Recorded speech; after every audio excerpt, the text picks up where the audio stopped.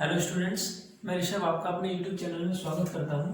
और आज हम इस लेक्चर सीरीज के लेक्चर नंबर 1.2 में प्रेशर के लिए फॉर्मूला डिराइव करने वाले हैं। पिछले लेक्चर में हमने काइनेटिक थ्योरी ऑफ गैस के कुछ पोस्टुलेट्स, कुछ अजम्पशन पढ़े थे और उसके जो बेसिक अजम्पशन है कुछ इस तरीके से थे कि मटेरियल पार्टिकल्स और gaseous molecules are all made up of the molecules. Gaseous system, जो कोई भी गैस सिस्टम है वो मॉलिक्यूल से मिलकर बना है, जो उसकी बेसिक बुनियाद है वो मॉलिक्यूल्स होते हैं। कुछ उसका दूसरा पोस्टुलेट ये था कि जो काइनेटिक एनर्जी होती है वो टेम्परेचर के डायरेक्टली प्रोपोर्शनल होती है। जैसे जैसे आप किसी गैसियस सिस्टम का टेम्परेचर बढ़ाओगे वैसे वैसे गैसियस पार्टिकल की काइनेटिक एनर्जी बढ़ेगी, और या आप ये कह सकते हो कि काइनेटिक एनर्जी बढ़ने के साथ टेम्परेचर बढ़ता है। ये एक दूसरे के डायरेक्टली प्रोपोर्शनल होते हैं। सो टेम्परेचर बढ़ने पर किसी गैसियस सिस्टम के पार्टिकल्स की, मॉलिक्यूल्स की काइनेटिक एनर्जी टेम्परेचर बढ़ने से बढ़ती है। उसी का एक पोस्टुलेट ये था कि जो पार्टिकल साइज है या मॉलिक्यूल का जो साइज है, गैसियस सिस्टम के अंदर जो मॉलिक्यूल्स हैं उनका साइज उनके सेपरेशन के कंपैरिजन में नेग्लिजिबल है।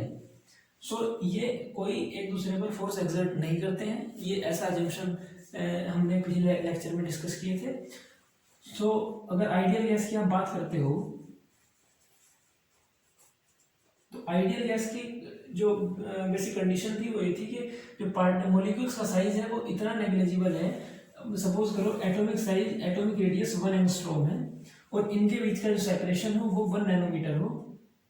सो इनके बीच का जो सेपरेशन है वो एटॉमिक रेडियस मींस साइज के 10 गुना ज़्यादा है। सो ये एक दूसरे पर कोई फोर्स एक्सर्ट नहीं करते, कोई प्रेशर अप्लाई नहीं करते। तो जो टोटल एनर्जी होगी, total energy for gaseous system is equal to kinetic, potential part zero होगा। अगर आप रियल गैस के लिए बात करते हो तो उसमें हम पार्टिकल्स का साइज नेग्लिजिबल नहीं मान सकते हैं। हम ऐसा मानते हैं कि पार्टिकल्स एक दूसरे पर कुछ ना कुछ फोर्स अप्लाई करते हैं, कुछ ना कुछ प्रेशर अप्लाई करते हैं, इसलिए उसमें कुछ ना कुछ कंट्रीब्यूशन पोटेंशियल एनर्जी से भी आता है। सो टोटल एनर्जी काइनेटिक और पोटेंशियल का सम होगी for the real gas. But ideal gas के लिए टोटल एनर्जी काइनेटिक होगी, पोटेंशियल पार्ट जीरो होगा, क्योंकि ये जो गैसियस मॉलिक्यूल्स होते हैं वो एक दूसरे पर कोई फोर्स अप्लाई नहीं करते हैं। इन्हीं एजम्पशंस को आधार मानते हुए, इन्हीं एजम्पशंस के रिजल्ट से हम अब प्रेशर के लिए फॉर्मूला डेराइव करेंगे, जिस फॉर्मूला से हम काइनेटिक एनर्जी के लिए, रूट मीन स्क्वायर वेलोसिटी के लिए, और डिफ्यूजन, जो ग्राहम का विसरण नियम है डिफ्यूजन, और जो बायल्स लॉ, चार्ल्स लॉ, ये सबको डेराइव करेंगे। सो प्रेशर का फॉर्मूला इस तरीके से है। मैं इसके लिए स्पेस करता हूं।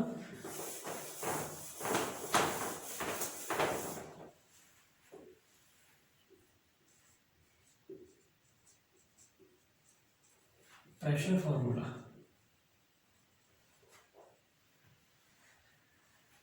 लेट अस कंसीडर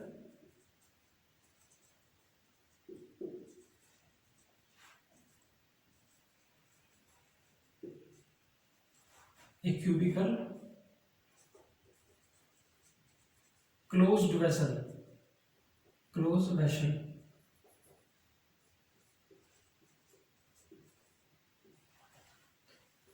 सपोज कर लो हमारे पास एक क्यूबिकल बॉक्स है।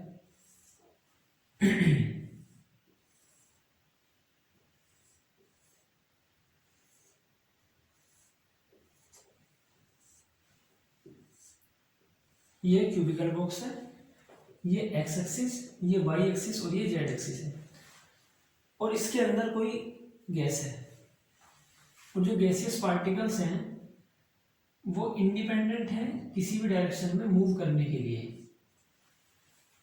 सपोज करो कि रिजल्टेंट वेलोसिटी v है। अगर रिजल्टेंट वेलोसिटी v हो means v is equal to v x i cap plus, ये वेक्टर क्वांटिटी है, v x i cap plus v y j cap plus v z k cap. So resultant velocity आप ऐसे निकाल सकते हो, velocity का magnitude is equal to under root v x square plus v Y square और plus v z का square. So total velocity ये होगी। और we square is equal to v x square plus v Y square plus v Z square या हम ये भी कह सकते हैं कि we x square is equal to we square by 3।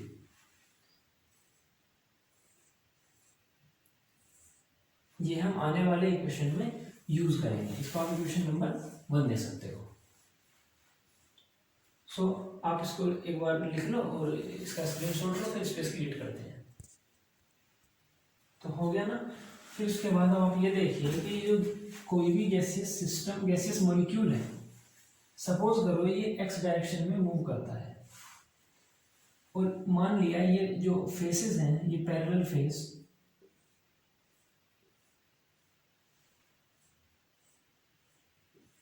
ये दो पैरेलल फेस हैं, इसका नाम मान लिया A1 और इसका नाम A2, और इन दो पैरेलल फेस के बीच की डिस्टेंस L है, मीन्स क्यूब की जो साइड है वो L है, इनके बीच का जो गैप है वो L है।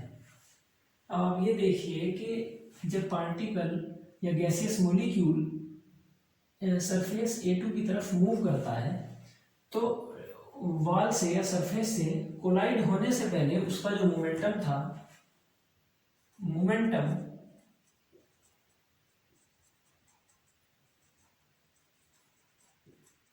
Before collision is equal to m v x, जहां m is the mass of single molecule और vx is the velocity in the x direction. जब पार्टिकल x डायरेक्शन में मूव करता है तो जो x कंपोनेंट है वेलोसिटी का वही चेंज होगा, और after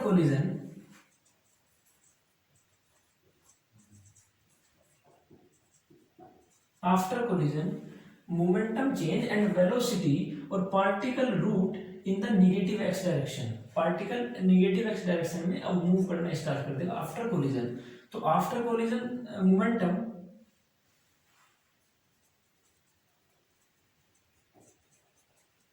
after collision is equal to m into minus V x, जहां V X is the velocity parallel to x-axis but negative x-axis, so velocity in this direction, तो mvx is equal to minus mvx।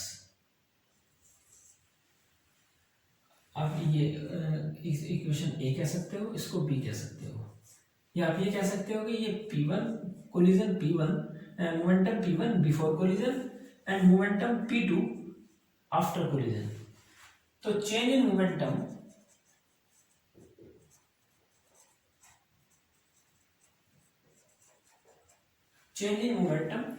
Is equal to final momentum minus initial momentum.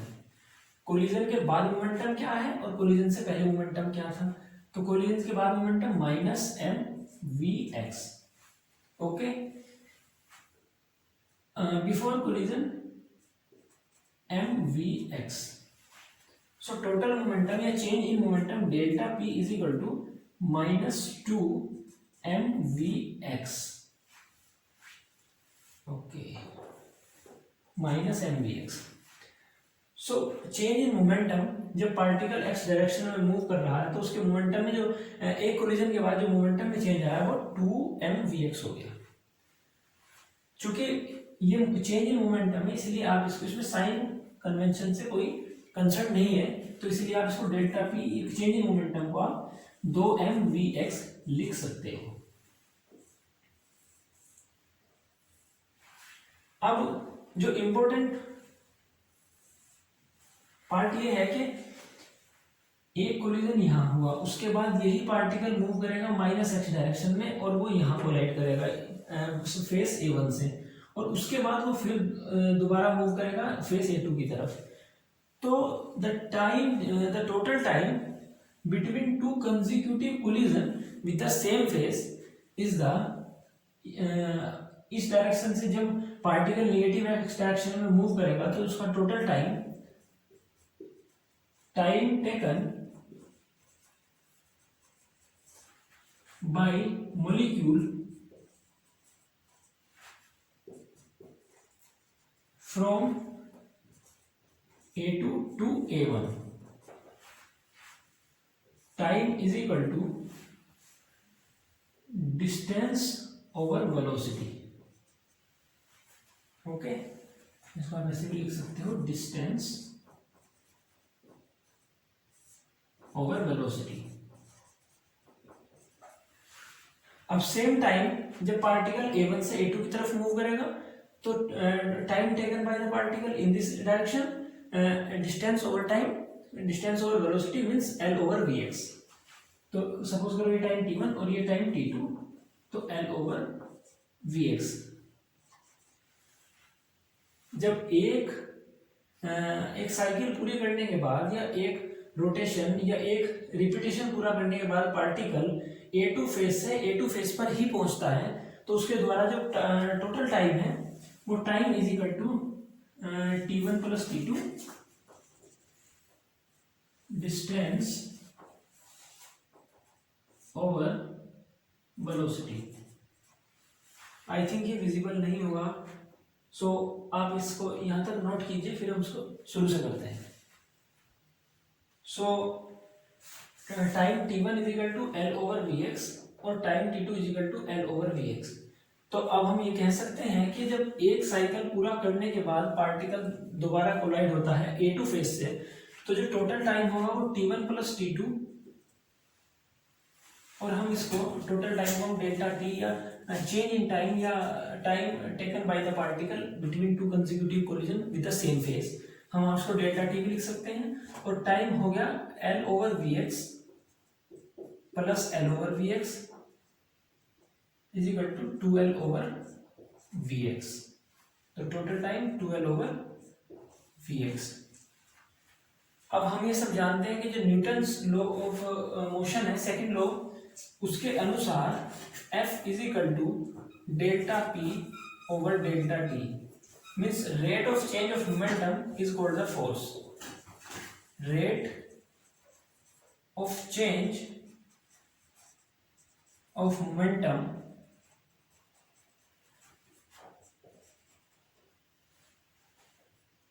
Is force. अब ये value delta P की value previous उसमें हमने लिखा था, delta P is equal to 2mvx और delta T is equal to ये लिखा हुआ है, आप ये वैल्यू पुट कर सकते हो। तो F is equal to 2mvx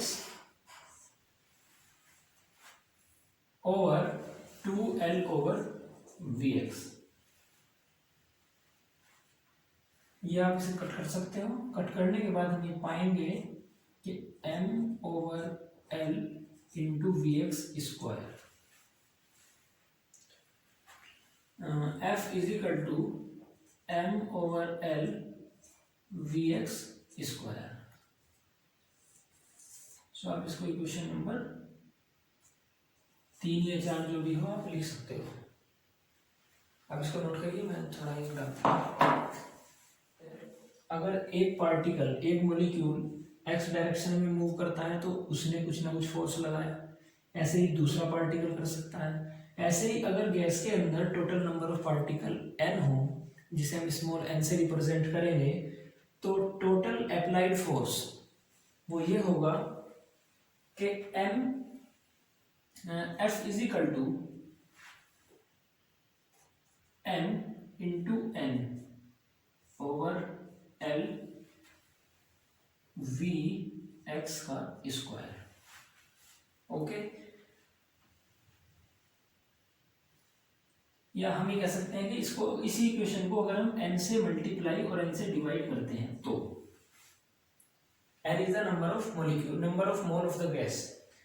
सो अब हम ये जानते हैं, ये हमने डेरिवेशन स्टार्ट करने से पहले लिखा था कि वी एक्स स्क्वायर या V Y square is equal to, आप दोबारा देखिए, V x square is equal to V Y square is equal to V Z square is equal to we square by 3, क्योंकि v is the resultant velocity, vx is the x component of the velocity और component of velocity in the x direction, component of velocity in the y direction, component of velocity in the z direction. So vx square या vy square या vz square is equal to v square by 3. So यहाँ पर जहाँ vx square है हम v square by 3 भी put कर सकते हैं। जरा कीजिए,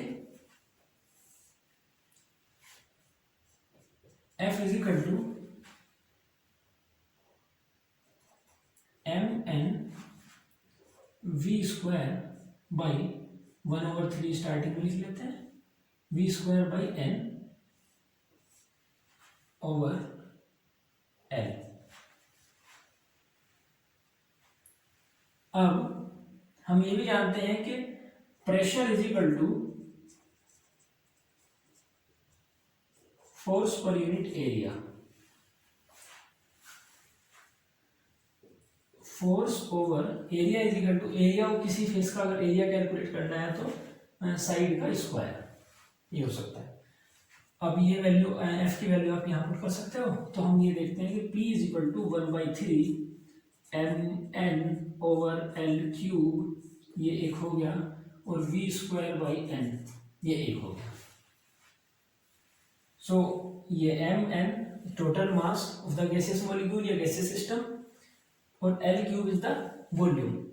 सो ये टर्म हो गया डेंसिटी टर्म, और वी स्क्वायर एन ये हो गया मीन स्क्वायर वेलोसिटी। इसको मीन स्क्वायर वेलोसिटी भी लिख सकते हैं। अगर टोटल पार्टिकल्स के लिए, हम टोटल मॉलिक्यूल्स के लिए डिस्कस करते हैं, सो हम समेशन लगा सकते हैं। ओके, आप एक बार यहां तक नोट कीजिए। सो आपने यहाँ तक हम डेरिवेशन में यहाँ तक पहुंच चुके हैं। तो आप देखिए कि P is equal to pressure is equal to 1/3 M N over rho. आप M N over volume term, L cube को आप वॉल्यूम लिख सकते हो। अगर m is the mass of the one molecule, n is the total number of molecule, so total volume, total mass हो गया m, इसको आप कैपिटल M लिख सकते हो, और ओवर v, और ये हो गया density of the gaseous system. So 1/3 rho into v, ये हो गया root mean square velocity, summation v square over n is equal to v r m s का स्क्वायर। ओके, हम इसके लिए ये पुट कर सकते हैं वी आर एम एस का स्क्वायर। सो ये हमारे पास डेरिवेशन हो गया। ये भी एक फोर्स के लिए प्रेशर के लिए फॉर्मूला है।